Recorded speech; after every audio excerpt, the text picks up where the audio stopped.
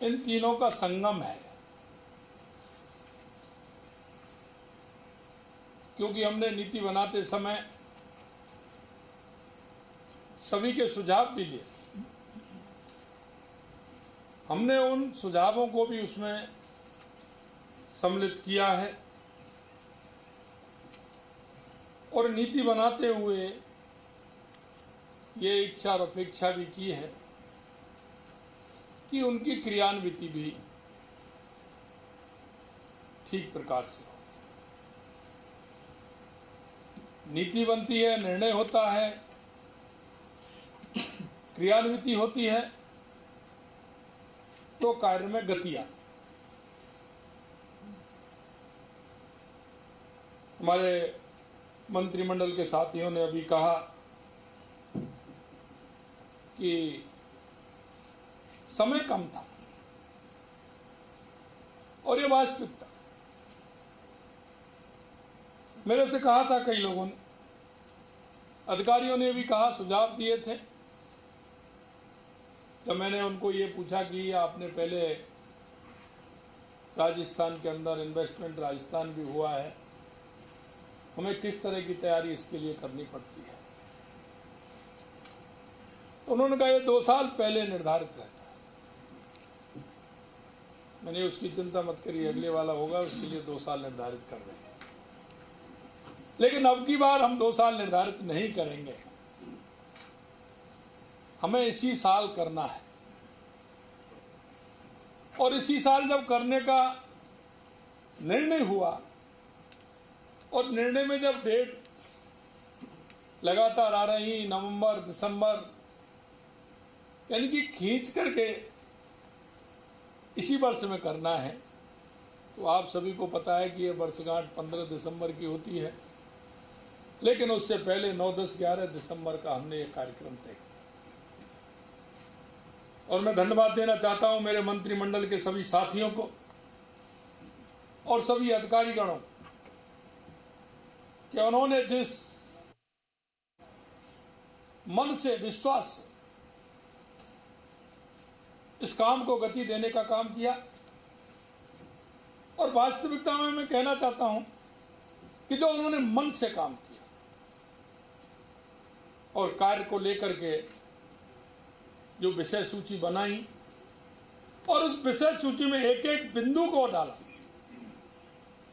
और इसके साथ इसके लिए मैं बधाई देना चाहता हूं कि उन्होंने नए आयाम भी स्थापित किए और उन्होंने नए प्रयोग करते हुए उनकी भी क्रियान्विति करने का काम किया।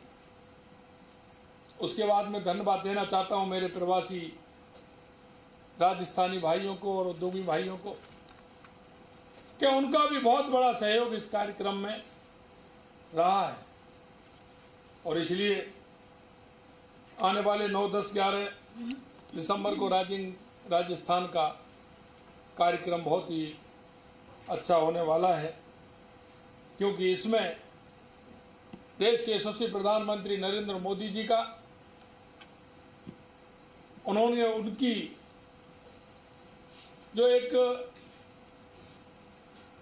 राजस्थान की जो कल्पना थी, उन्होंने विकसित भारत की कल्पना के आधार पर राजस्थान की जो कल्पना की, उसके आधार पर जो उनका सहयोग मिला, उनका समर्थन मिला, निश्चित रूप से मैं देश के यशस्वी प्रधानमंत्री नरेंद्र मोदी जी को भी मैं धन्यवाद देना चाहता हूं। मित्रों, कोई भी काम करने से पहले हमने कहा कि हम सभी के सुझाव मांगते हैं। हमने बजट के अंदर भी सभी, आपने देखा होगा, सभी को बुलाया इसी हॉल में, सभी के हमने सुझाव लिए और हमने राजस्थान में भी सुझाव लिए। हमने यही सुझाव नहीं लिए, हमने हमारे जो राजस्थान के हमारे IAS अधिकारी हैं जो दूसरे प्रांतों में हैं, उनकी भी हमने मीटिंग की, उनसे भी BC करके हमने कहा है कि आप भी अपने सुझाव बताइए, आपने अपने राज्य में किया होगा, उनके भी सुझाव लिए। हमने हमारे पूर्व के हमारे CS, ACS जो राजस्थान में जिन्होंने लंबे समय तक काम किया, उनके सुझाव भी लिए। हमने उद्यमियों के सुझाव भी लिए हमारी टीम अधिकारियों की उत्तर प्रदेश, गुजरात, कई जगह हमारी टीम होकर के आई थी, वो भी सुझाव लेकर के आई थी। मैं धन्यवाद देना चाहता हूँ उस टीम को कि जहाँ उनको जैसा कहा वो गए और उन्होंने इसको सफल बनाने के लिए बहुत बड़ी मेहनत की। मैं आपसे इतना कहना चाहता हूँ, क्योंकि नीति होती है, नीतियों में उदारता हो, सरलीकरण हो, जिससे कि आने वाला व्यक्ति राजस्थान की नीतियों को और दूसरे राज्यों की नीतियों से तुलना करे तो उसका लगे कि राजस्थान एक अच्छा प्रदेश है। हमने उन सारी बातों को भी ध्यान में रखा है। आज खुशी का मौका है कि हम राइजिंग राजस्थान समिट की से पहले अनेक नीतियों का प्रस्तुत कर रहे हैं। यह नीति